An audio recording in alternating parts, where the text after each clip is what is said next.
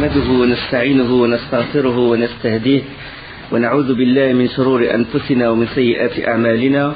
من يهده الله فلا مضل له ومن يضلل فلا هادي له، وأشهد أن لا إله إلا الله وحده لا شريك له، وأشهد أن محمدا عبده ورسوله. أما بعد، فإن أصدق الحديث كتاب الله تعالى، وخير الهدي هدي محمد صلى الله عليه وسلم، وشر الأمور محدثاتها، وكل محدثة بدعة، وكل بدعة ضلالة، وكل ضلالة في النار.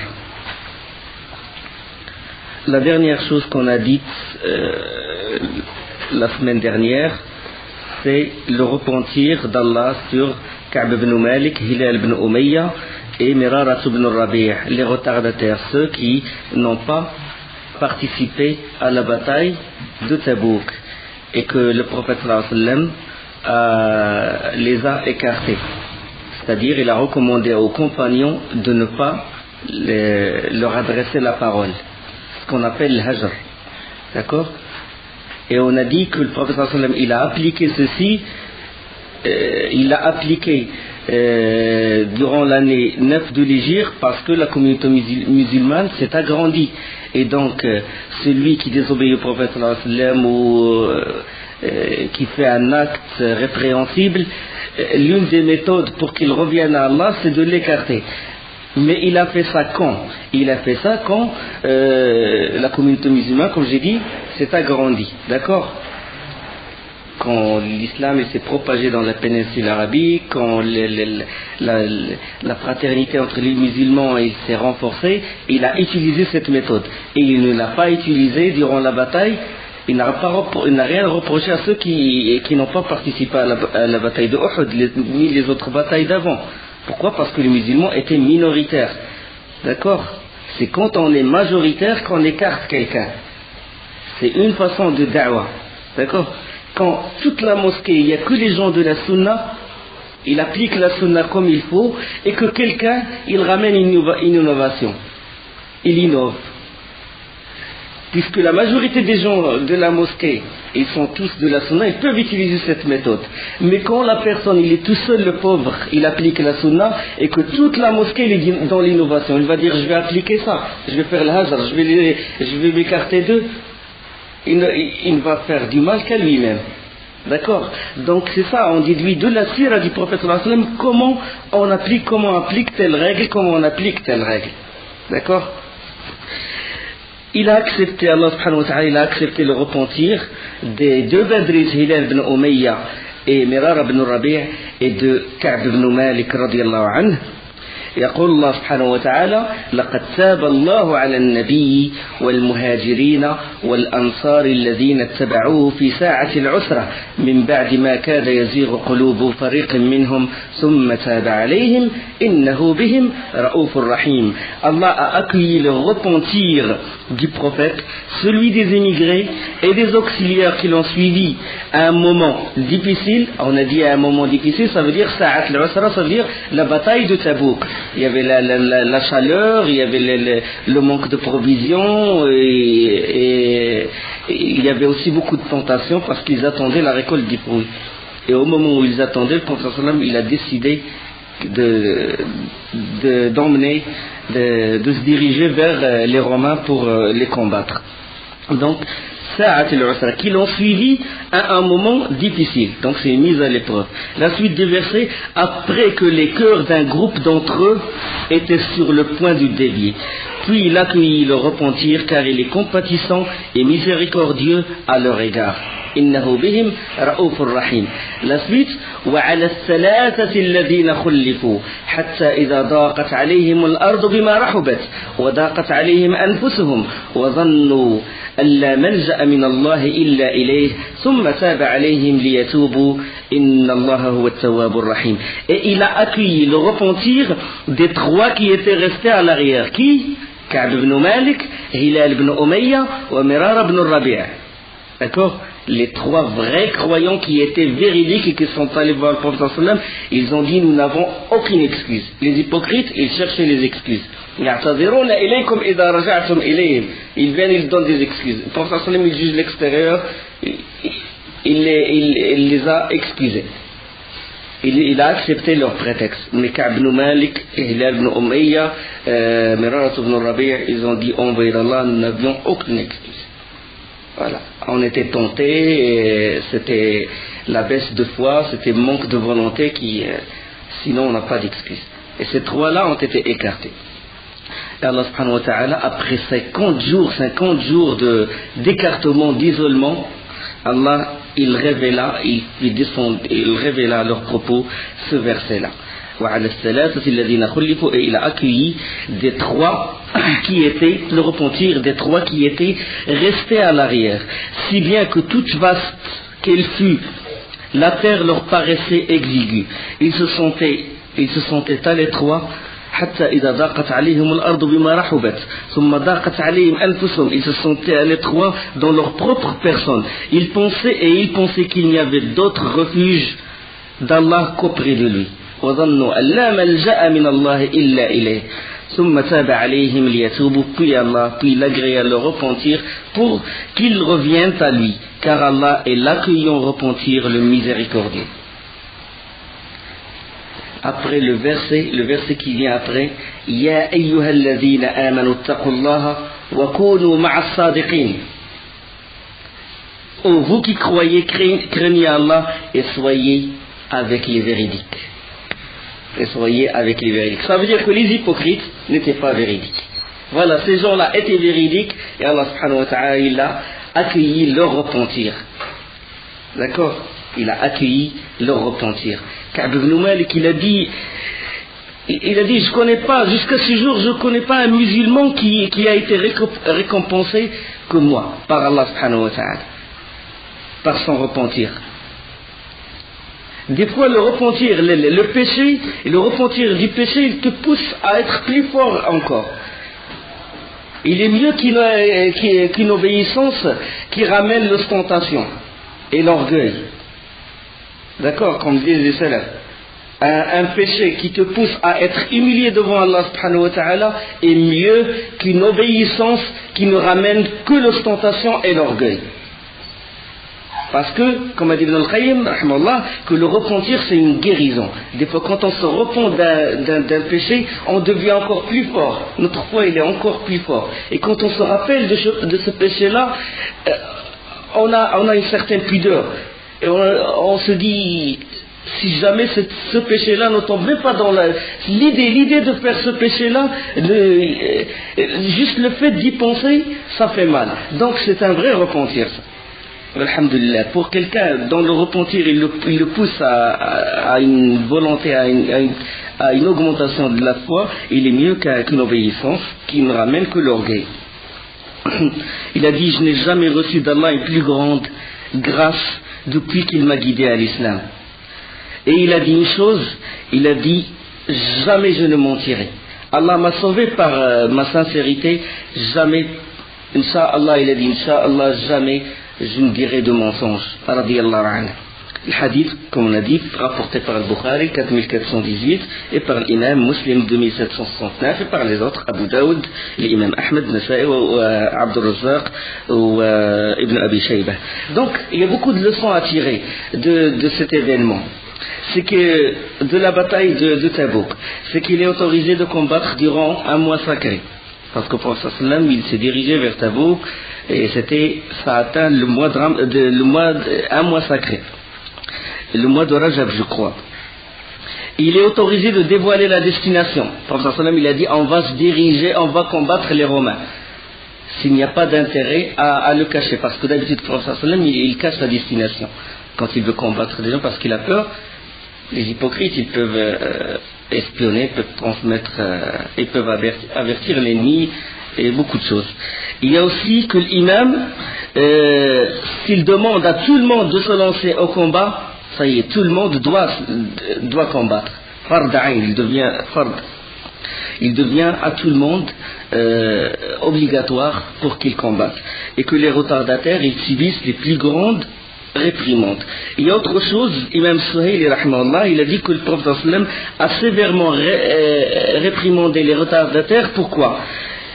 Parce que bon, le djihad, ce qu'a dit ce savant-là, parce que le djihad à l'époque, il était surtout la bataille de Tabouk était fard kifaya, ça veut dire que tout le monde n'était pas obligé de combattre. Mais il était fard ayn, c'était pour les Ansar. Il était obligé à tous les Ansar et aux Bédouins de s'engager au combat. Pourquoi? Parce qu'ils ont fait le pacte de l'Aqaba. Ils ont signé le pacte avec le prophète avant l'immigration de combattre avec lui, de le défendre comme ils défendent leurs propres enfants, comme ils défendent leurs biens. C'est la condition qu'a donnée le prophète.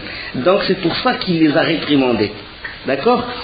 Et il y a un verset là-dessus. ما كان لأهل المدينة ومن حولهم من الأعراب أن يتخلفوا عن رسول الله. Il n'appartient pas aux habitants de Médine, ni aux Bédouins qui sont autour d'eux, de traîner loin derrière l'envoyé d'Allah. Et ils ont déduit de ce verset-là que c'était obligatoire aux Médinois, aux gens de Médine, de combattre. Chez les Shafi'ites, ils disent que le djihad était obligatoire sur l'ensemble des gens à l'époque du prophète. Ça veut dire ce qu'on appelle fard ayn à l'époque. Et il y a aussi une autre leçon à tirer, c'est que celui qui n'est pas capable de combattre, il n'a pas de monture, il n'a pas d'argent, il n'a pas la force, il est dispensé, le malade. ليس على الضعفاء ولا على المرضى ولا على الذين لا يجدون ما ينفقون حرج إذا نصحوا لله ورسوله. Nul grief sur les faibles ou les malades ou ceux qui n'ont pas trouvé de monture. Allah les a dispensés. Et aussi le fait de ne pas tuer les hypocrites. Quand les hypocrites ont comploté contre le prophète sallallahu alayhi wa sallam, le prophète sallallahu alayhi wa sallam ne les a pas tués. Pourquoi? Il a dit, il me répine que les Arabes disent que Mohammed il tue ses compagnons. Parce qu'ils vont voir, ils vont dire comment des gens, ils participent avec lui dans la bataille et tout, et lui il les tue. Donc c'est pour un intérêt. Et il y a aussi la lourdeur du péché.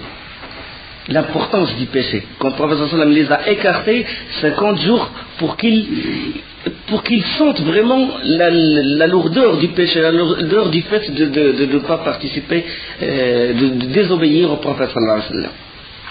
Il y a aussi le reproche sur la personne la plus forte ou la personne la plus riche plus que la personne la plus pauvre. إنما السبيل على الذين يستأذنونك وهم أغنياء. La reproche est sur ceux qui te demandent permission de ne pas combattre alors qu'ils sont riches. D'accord? Et il y a aussi que l'être humain, il est autorisé de parler de sa négligence pour avertir les autres. Comme Ka'b ibn Malik, il a parlé de ça, qu'il a été découragé, qu'il a eu un manque de volonté, pour avertir les autres qu'ils ne font pas comme il a fait, pour qu'ils ne subissent pas ce qu'il a subi. Bien qu'Allah subhanahu wa ta'ala l'a agréé et a accepté son repentir. Et il y a aussi dans l'obéissance, il faut se conformer directement, il ne faut pas attendre. Il ne faut pas attendre. Il y a autre chose, le droit d'espérer de rattraper ce que tu as laissé échapper. Combien? Par exemple, Ka'b ibn Malik, il a laissé échapper cette occasion et il a regretté. Donc le droit de regretter. Et le droit de pleurer aussi. Quand il a parlé à son frère Abu Qatada et tout, il a dit salam alaykum, il n'a pas répondu. Il lui a dit, est-ce que tu doutes que le fait que j'aime Allah et son envoyé, qu'il dit Allah wa rasuluhu a'lam, Allah et son envoyé, Allah est plus connaisseur ainsi que son envoyé, et qu'il a pleuré. Donc le droit de pleurer, par regret. Et il y a aussi celui qui vient du voyage, il est souhaitable de faire quoi? De faire 2 rak'at dans la mosquée avant de rentrer chez lui. Et il y a aussi le fait d'accueillir celui qui vient du voyage. Comme le prophète sallam, il peut accueillir d'abord par les enfants. Et il y a le fait de juger l'extérieur. On juge l'extérieur. Le prophète sallam, quand les hypocrites sont venus, ils ont sorti tel prétexte, le prophète sallam a jugé l'extérieur. On ne juge pas l'intérieur des gens. On ne dit pas celui-là, il n'aime pas les musulmans, ou il a l'intention de faire du mal, ou il est un mubtadi' intérieurement. Tu connais l'invisible pour le juger. Non, on juge l'extérieur. Il y a aussi le fait d'accepter les excuses. Et il y a aussi délaisser le salam à celui qui a commis un péché, celui qu'on écarte. Quand il a écarté les 3, même le salam, les compagnons ne répondent pas. Quand ils disent salam, quand il leur dit salam alaikum, ils ne répondent pas. Ils l'ont écarté. Donc, dans ce cas-là bien précis, le droit du musulman sur les musulmans, Parmi les 5 droits, le fait d'aller le voir quand il est malade, le fait de suivre sa janaza, les funérailles, participer aux funérailles, le fait aussi, les 5 droits en fait. Et parmi lesquels, Radd salam, s'il te dit salam alaykoum, tu réponds. Mais si on applique ce qu'on appelle l'hajar, l'écartement, on ne répond pas à la personne. D'accord? Parce que même Ka'b ibn Malik, quand il dit salam alaykoum, il dit, je le vois bouger les lèvres, mais j'entends rien. Je n'entends rien. Il y a aussi interdit de s'éloigner de son frère plus de 3 jours. D'accord? Sans raison valable. Sans raison valable, il est interdit de tourner le dos à ton frère pendant 3 jours. Mais si on applique l'écartement, il est autorisé.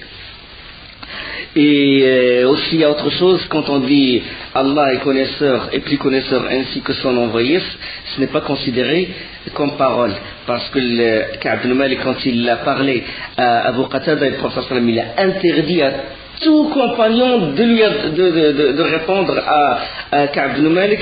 Quand il lui a dit tu sais bien que j'aime Allah et son envoyé, Abu Qatada il a répondu Allahu wa rasuluhu a'la.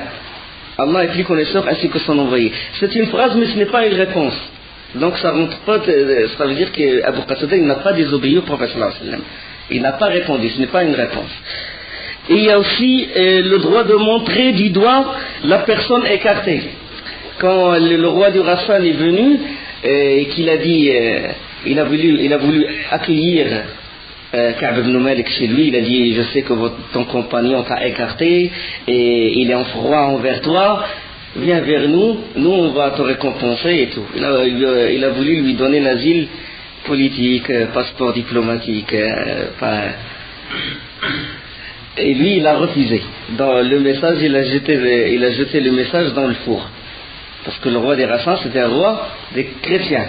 Et lui, il a accepté être parmi les musulmans, même s'il l'écarte, et de ne pas être avec les kuffars, avec les mécréants. D'accord? Il y a aussi le fait de tourner les yeux pour regarder quelque chose ou quelqu'un.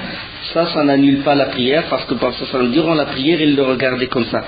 Il regardait Ka'b ibn Malik. Il y a aussi le fait de donner la bonne nouvelle, de féliciter un frère, quand le prophète il a dit Allah a accueilli le repentir, tous les musulmans, tous les compagnons se sont levés et sont précipités chacun vers l'un des 3 compagnons pour lui donner la bonne nouvelle qu'Allah a accueilli son repentir. Donc ça c'est certaines leçons qu'on peut tirer de cette histoire. Maintenant, l'année 9 de l'Hégire. L'année 9 de l'Hégire, les savants, les historiens, les gens de la Sunna, ils l'appellent l'année des délégations. Am al-Wufud. Maintenant, les musulmans, les différentes tribus, ils viennent pour faire le pacte d'allégeance avec le prophète sallallahu alayhi wa sallam.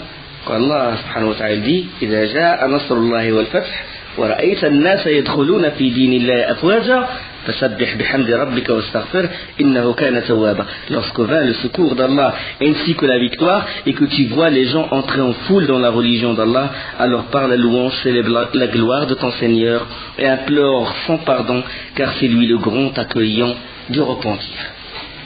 Les gens ils rentrent en foule maintenant. L'année, pour vraiment fixer la date, c'est-à-dire de dire que l'année 9 de l'Hégire était l'année des délégations, on ne peut pas trancher, on ne peut pas dire, parce que les délégations ils venaient à des dates différentes. Certaines sont venues même plus tard, l'année 10 de l'Hégire, certaines avant, d'accord? Certaines délégations sont venues avant, mais les savants ils ont dit l'année 9 c'est l'année des délégations.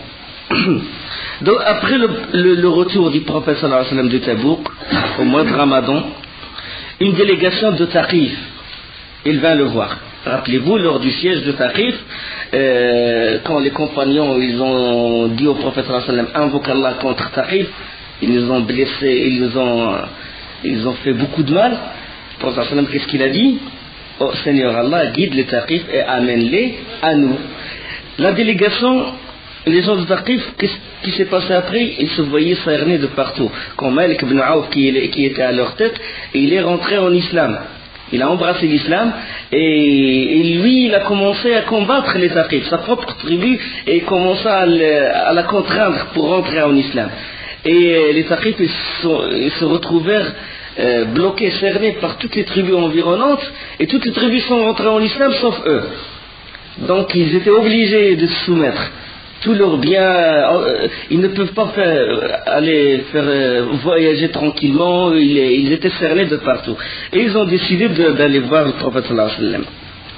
Avec leur tête, leur chef, il s'appelait Al-Hakam ibn Abdi Yalil. Vous vous rappelez de ça? Dans la période mécoise. Le prophète sallallahu alayhi wa sallam, il a souffert, et la plus grande souffrance qu'il a subie, c'est où? C'est à Taïf. C'est à Taïf. C'est les gens de Taïf qui lui ont jeté la pierre, ils l'insultaient et tout. Et parmi les chefs de Taïf à l'époque, c'était le Hakam ibn Abdi Yalil, celui-là même. Et il est venu avec cette délégation, et le prophète sallallahu alayhi wa sallam, il les accueillit avec hospitalité, et il a dressé une tente à côté de la mosquée. Et là, ils ont dit, envoyé d'Allah, nous rentrons en islam, mais la demeure, le temple de Lat, les statues, leur idole, Lat, on ne va pas la démolir. On la démolira dans 3 ans. Ils ont peur que les gens de Taïf se rebellent contre les femmes et les enfants et les insensés et tout, quand ils vont voir le temple de Lat démoli. Le prophète sallallahu alayhi wa sallam l'a dit non. Subhanallah, la ilaha illallah, ça commence par la négation. Il faut renier les autres idoles. Il faut renier les idoles avant. D'accord? Il faut se désavouer du rebelle, de Tarot. On connaît les catégories de Tarot, telles que l'idole qui est adorée en dehors d'Allah, tel que le mage, le sahir, le sorcier, celui qui change, qui égale Allah dans la législation, change les lois d'Allah carrément, et les autres sortes de rebelles, de Tarot. Donc il faut se désavouer de ce Tarot et après croire en Allah subhanahu wa ta'ala. Il faut se désavouer de l'être, de ce temple-là. Il faut préparer le terrain pour mettre Allah subhanahu wa ta'ala. Il faut vider ton cœur de toutes les croyances païennes, de toute la jahiliya, pour mettre Allah subhanahu wa ta'ala, l'amour d'Allah, la vénération, la crainte, etc., et l'invoquer et se prosterner devant lui et faire da'wah dans son sentier, etc. D'accord? Donc, c'est ça. Il a dit non. Allah veut dire, il faut qu'on démolit l'être. Ils ont dit, envoyé d'Allah, dans 2 ans. Laisse-nous 2 ans, après on va la démolir. Le prophète sallam, il a refusé. L'aqidah, question qui concerne le dogme, il ne faut pas faire de concession. Il a dit non. Et puis après, ils ont dit, on rentre en islam, mais on ne fait pas salat. On ne fait pas salat. Le prophète sallallahu alayhi wa sallam leur a dit, une religion sans salat, il ne vaut rien. Il n'a pas de valeur. Une religion sans prière, ra'sul amr l'islam, la tête de toute chose, c'est l'islam, wa amouduhu salat. C'est le squelette. Quand le squelette il tombe, tout tombe. Et le squelette c'est la salat. Le jihad, et la partie la plus haute c'est le jihad fi sabilillah, le combat dans le sentier d'Allah. Et puis après ils ont dit d'accord, mais c'est pas nous qui va démolir l'être. Démolissez-la vous-même. Le prophète d'accord, il a dit d'accord. Allah va ramener quelqu'un qui va le démolir. Il a appelé le Mughira ibn Shu'ba radiyallahu anhu, et il a appelé Sufyan, Abu Sufyan ibn Harb radiyallahu anhum. Et ils l'ont démoli. Et puis Uthman ibn Abi al-As radiyallahu anhu, il a demandé, il faisait partie de Taïf, il a dit au prophète sallallahu alayhi wa sallam, désigne-moi comme leur imam, comme imam de ma tribu. Le prophète sallallahu alayhi wa sallam, il a dit, tu es leur imam, mais tu dois considérer à partir du plus faible, et que tu dois désigner un muazzin qui ne touche pas de salaire, qui ne prend pas de salaire pour son adhan. Hadith, il est rapporté par l'imam Ahmed, Abu Daoud, Ibn Majah ou Nasa'i. Donc, quand on prie, quand on est imam, il faut considérer le plus faible. Il ne faut pas prolonger la prière jusqu'au point où le plus faible il ne peut plus tenir. Et il ne faut pas aussi la faire très réduite jusqu'à... On ne sait même pas si on est rentré dans la salat ou... d'accord? C'est entre les deux. Ensuite, Othman ibn Abi al-As, quand il a fait l'imam, il est revenu voir le prophète sallallahu alayhi wa sallam, il a dit au voyez d'Allah, quand je prie, il y a quelque chose qui me perturbe dans ma prière et dans la lecture du Coran. Et le prophète sallallahu alayhi wa sallam, il a dit, Dhalika shaytan yuqalu lahu khinzab, c'est un diable, c'est l'un des fils de shaytan qui s'appelle Khinzab. Et si tu le sens venir, demande refuge auprès d'Allah, dit A'udhu billahi minash shaitanir rajim, et puis crache à ta gauche sans émettre de salive. Thumma tqul A'udhu billahi minash shaitanir rajim, comme ça. Dans la prière, si le shaitan il te dérange dans ta prière. Et il a dit, je l'ai fait, Allah subhanahu wa ta'ala l'a éloigné de moi. Hadith rapporté par Muslim 2203, et il est rapporté par l'imam Ahmed. Au cours de ce mois-là, au cours du mois qui suivit Tabouk,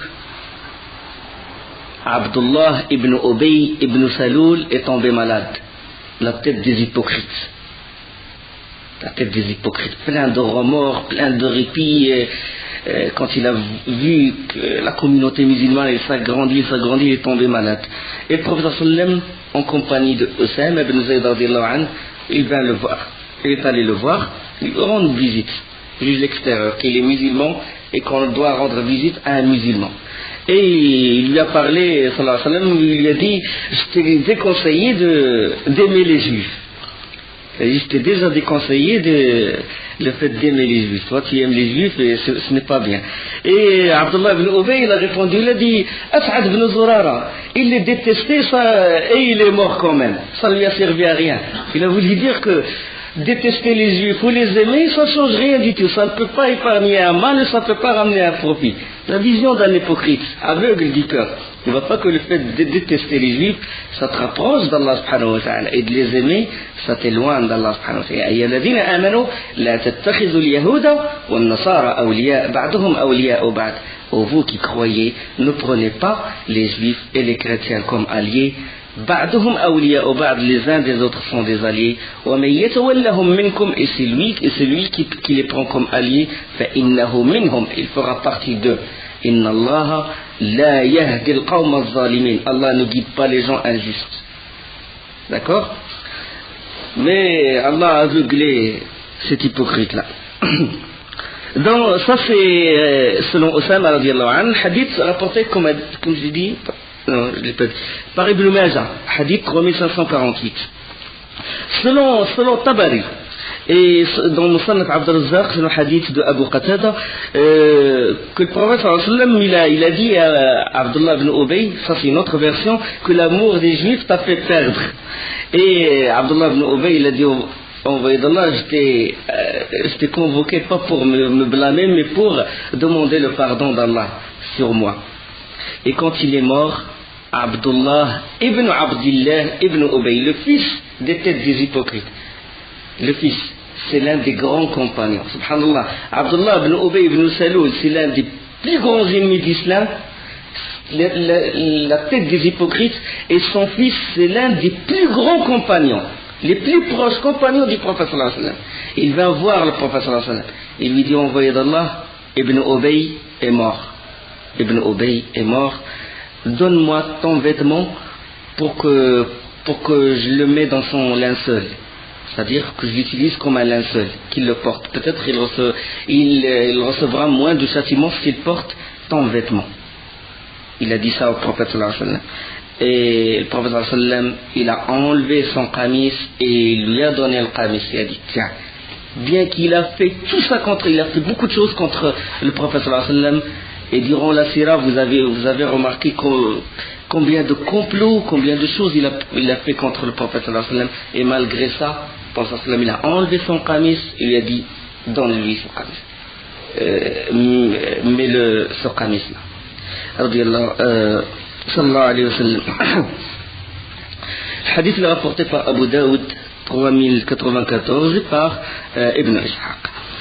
Et puis, le prophète, pourquoi il a fait ça déjà? Il a voulu le récompenser. Parce que, dans la bataille de Badr, Dans la bataille de Badr, quand les compagnons ils prirent les prisonniers, parmi eux, parmi les prisonniers, il y avait qui? Il y avait l'oncle du prophète sallallahu alayhi wa sallam, l'Abbas. Et il n'avait pas de vêtements sur lui. Les vêtements sont déchirés à cause de la bataille de Badr.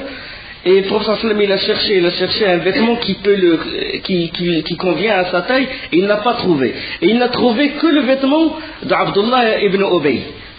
L'Abbas, il est de grande taille, et Abdullah ibn Ubay, il est aussi de grande taille. Et il n'a trouvé que le qamis d'Abdullah ibn Ubay, et il a donné à son oncle le qamis, le vêtement d'Abdullah ibn Ubay. Et là, le prophète sallallahu alayhi wa sallam a voulu le récompenser pour ce geste-là. Et puis Abdullah ibn Ubay, il demande au prophète sallallahu alayhi wa sallam de prier sur Abdullah ibn Ubay, il demande au prophète sallallahu alayhi wa sallam de prier sur son père. Le prophète sallallahu alayhi wa sallam s'avança et s'approcha du corps. Il s'approcha du corps pour faire salat al-janaza sur lui. Et puis Omar ibn Khattab, radiyallahu anhu, il s'est mis entre lui et le corps. Et il le prit par le vêtement.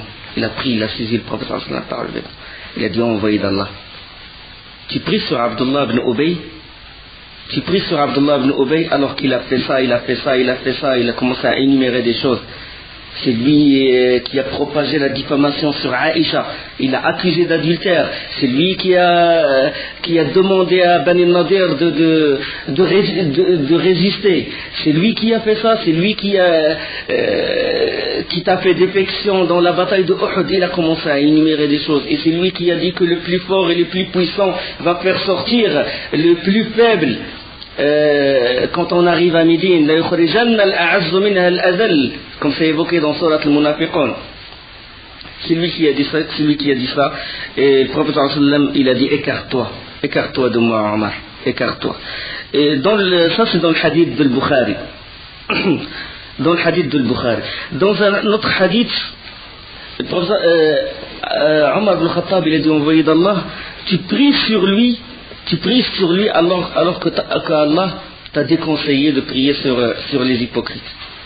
Où ça? Dans quel verset Allah a déconseillé le prophète sallallahu alayhi wa sallam? Oui, mais ça n'a pas été révélé à l'époque. À ce moment-là, quand le prophète sallallahu alayhi wa sallam s'apprêtait de faire la prière sur Abdullah ibn Ubay, ce verset-là n'a pas été révélé. Il n'a pas été encore révélé. Mais on a trouvé dans une autre version rapportée par Ibn Mardawayh quand Omar ibn Khattab il a dit au prophète sallallahu alayhi wa sallam, Allah t'a interdit de prier sur lui, le prophète sallallahu alayhi wa sallam, il a posé la question, où ça? Il a dit, où ça? Où Allah m'a interdit. Et Omar ibn Khattab il a dit, إن تستغفر لهم استغفر لهم أو لا تستغفر لهم إن تستغفر لهم 70 مرة فلن يغفر الله لهم.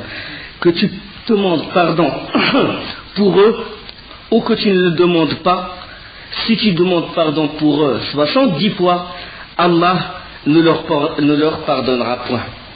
Donc Omar ibn Khattab il a compris que soit que le prophète sallallahu alayhi wa sallam il demande pardon ou qu'il le demande, Allah il ne va pas les pardonner, et que le nombre 70 fois ça ne veut pas dire le nombre exact, il veut dire même plus, comme on dit, on peut utiliser des fois comme ça, on dit 70 fois je t'ai dit ça et tu ne m'as pas répondu, mais ça ne veut pas dire le nombre exact. C'est ce qu'a compris Omar radiyallahu anhu.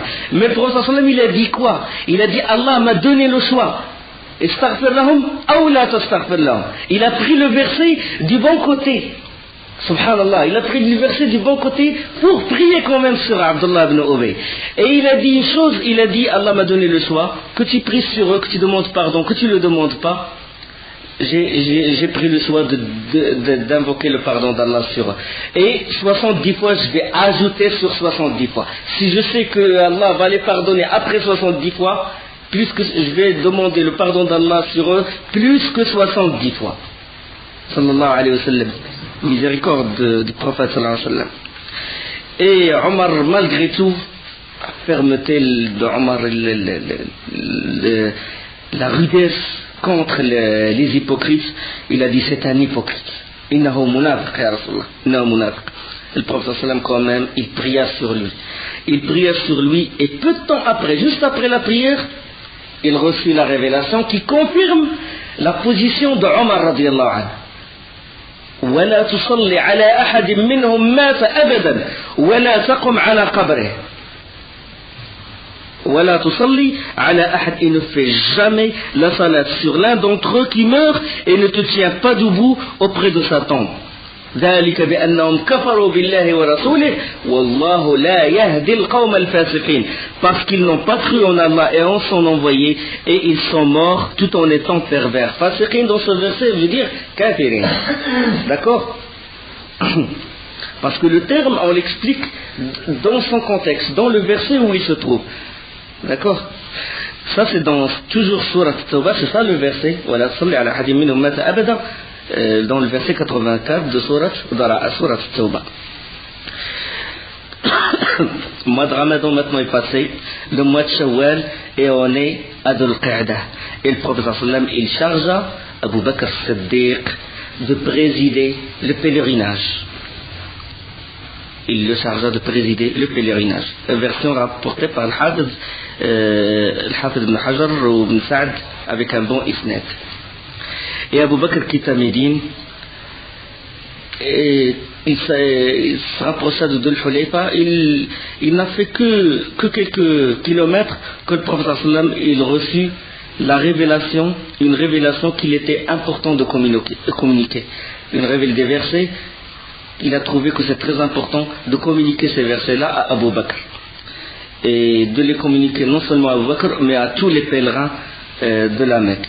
Et qu'est-ce qu'il a fait, sallallahu alayhi wa sallam? Il a dit, personne ne sera mon messager sinon un homme qui appartient à ma famille, aux gens de ma famille. Ahl Bayt. D'accord? Les gens. Et il chargea, il dit à Ali d'aller de tout hâte rejoindre les pèlerins et lui donna les versets qu'il doit réciter dans la vallée de Mina le jour du sacrifice. La vallée de Mina le jour Yawm al-Nahr, Yawm al-Hajj al-Akbar. Et là, Ali radiallahu anhu, il a pris la monture du prophète sallallahu alayhi wa sallam, la chamelle qui s'appelle l'Adba, et quitta Médine. Il quitta Médine, et là il retrouva Abu Bakr. Et Abu Bakr, quand il le vit, il dit Amirun am ma'mour, ou Amirun am ma'mour, tu es venu prendre le commandement ou être sous mes ordres. Il a dit ça, peut-être que le prophète sallallahu alayhi wa sallam a changé d'avis, il a voulu que Ali soit l'émir. Il a dit non. Ali radiallahu anhu, il a dit à Abu Bakr, je suis tout sous tes ordres. Et ils prirent le chemin ensemble. Abu Bakr radiallahu anhu, il dirigea le pèlerinage. Il y a toujours les gens de la Jahiliya, les associateurs, toujours, ils gardaient certains rites du pèlerinage de l'époque anté-islamique. Donc il ajoutait la talbiya, ils font des innovations, etc. Et là, le jour du sacrifice, Yawm al-Nahr, Abu Bakr radiallahu anhu, il chargea Ali et Abu Huraira d'annoncer aux gens le message du prophète sallallahu alayhi wa sallam. Donc il y a un message et puis il y a les versets qui ont été révélés. C'était les premiers versets du surat de Bara'a, du repentir, de la surat 9. Donc la surat 9, une partie elle parle du bataille de Tabouk et le début elle parle du pèlerinage de Abu Bakr Siddiq radiallahu anhu. Donc les versions, il y a des hadiths rapportés par Abu Huraira, d'autres rapportés par Ali lui-même radiallahu anhu, rapportés par l'imam Muslim et par d'autres, et par Bukhari. Le message, si on réunit toutes les versions, tous les hadiths, le message il se résume à quoi? C'est que nul ne fera le tawaf autour de la demeure sacrée en étant nu, parce avant il faisait tawaf nu. Il ne porte pas de vêtements. Certains ne portent pas le vêtement. On a parlé de ça, non? Qui faisaient le tawaf nu et qui ne portaient que le vêtement des Homs, ça veut dire des gens de Quraysh, parce qu'ils considéraient que c'est les gardiens du temple, les gardiens de la Kaaba, c'est eux qui ont le droit de nous donner les vêtements qu'on doit porter, et que les vêtements qu'on portait avant, on a fait des péchés avec, donc il faut qu'on s'en débarrasse. Regarde, c'est ce qu'il leur a montré. Nul ne fera le tawaf autour de la demeure sacrée en étant nu. Il ne rentrera au paradis qu'une âme croyante. Il ne rentrera au paradis qu'un mu'min, qu'un musulman. Le kafir, le paradis, il est interdit pour lui. Aucun associateur ne fera le pèlerinage après cette année. c'est la fin maintenant. La dernière année pour les mushrikines, c'est l'année 9 de l'Hégire. يقول الله سبحانه وتعالى يا أيها الذين آمنوا إنما المشركون نجس فلا يقربوا المسجد الحرام بعد عامهم هذا. C'est ça le verset qui a été révélé. Ô vous qui croyez, les associateurs, ô vous qui croyez, les associateurs ne sont qu'impuretés, qu'ils ne s'approchent plus de la mosquée sacrée après cette année-ci. Ne sont qu'impuretés, ça veut dire pas extérieurement, mais le cœur, leur cœur est impur. Le cœur, il est plein de shirk. Et il y a autre chose, c'est que les associateurs qui avaient conclu un traité avec le prophète sallallahu alayhi wa sallam et en ayant respecté fidèlement les clauses, le traité restera valide pendant toute la période prévue dans ce traité-là. Donc il y a des associateurs qui ont fait un pacte de réconciliation, un pacte de paix avec le prophète sallallahu alayhi wa sallam. Ceux qui ont fait un pacte, ils ont signé un pacte. Donc le pacte il est valide jusqu'à la durée, jusqu'au terme de la date. D'accord? Et après, il n'y a rien. Après c'est la guerre. Et il y a aussi que les associateurs qui n'avaient pas conclu de traité ou ayant conclu un traité d'une durée de moins de 4 mois, de moins de 4 mois, ils avaient 4 mois, le prophète leur a donné 4 mois de répit pour aller et venir tranquillement à leur guise en sécurité. Mais ensuite, Allah subhanahu wa ta'ala, son envoyé serait libre de toute obligation envers eux. Ça y est, la guerre sera déclarée contre eux. Allah subhanahu wa ta'ala yaqul, voilà le début de la sourate. Bara'atun min Allah wa rasulihi ila alladhina ahadtum min al-mushrikin fasihu fil ardi arba'ata ashhurin wa'lamu annakum ghayru mu'jizillah wa anna Allah mukhzil kafirin. Des aveux de la part d'Allah et de son envoyé à l'égard des associateurs avec qui vous avez conclu un pacte. Parcourez la terre durant 4 mois et sachez que vous ne réduisez pas Allah à l'impuissance et qu'Allah couvre d'ignominie les mécréants. وَأَذَانٌ مِّنَ اللَّهِ وَرَسُولِهِ إِلَى النَّاسِ يَوْمَ الْحَجِّ الْأَكْبَرِ أَنَّ اللَّهَ بَرِيءٌ مِّنَ الْمُشْرِكِينَ وَرَسُولُهُ. Et proclamation aux gens de la part d'Allah et de son messager au jour du grand pèlerinage, ça veut dire le lendemain de Arafat, qu'Allah et son messager désavouent les associateurs. D'accord? Le verset qui vient après, Allah subhanahu wa ta'ala donne l'exception إِلَّا الَّذِينَ عَاهَدُوكَ مِنَ الْمُشْرِكِينَ ثُمَّ لَمْ يَجِدُوا إِلَّا الَّذِينَ, à l'exception des associateurs avec lesquels vous avez conclu un pacte. إِلَّا الَّذِينَ عَاهَدتُّم مِنَ الْمُشْرِكِينَ ثم لم ينقصوكم شيئا ولم يظاهروا عليكم أحدا فأتموا إليهم عهدهم إلى مدتهم. À l'exception des associateurs avec lesquels vous avez conclu un pacte, puis ils ne vous ont manqué en rien et n'ont soutenu personne à lutter contre vous, respectez pleinement le pacte conclu avec eux jusqu'au terme convenu. Allah aime les pieux. Voilà. Donc 4 mois avec les gens qui n'ont pas de pacte.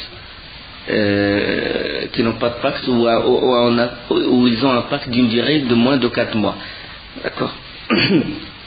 Sinon après, c'est des aveux d'Allah subhanahu wa ta'ala et Allah et son envoyé leur déclarent la guerre.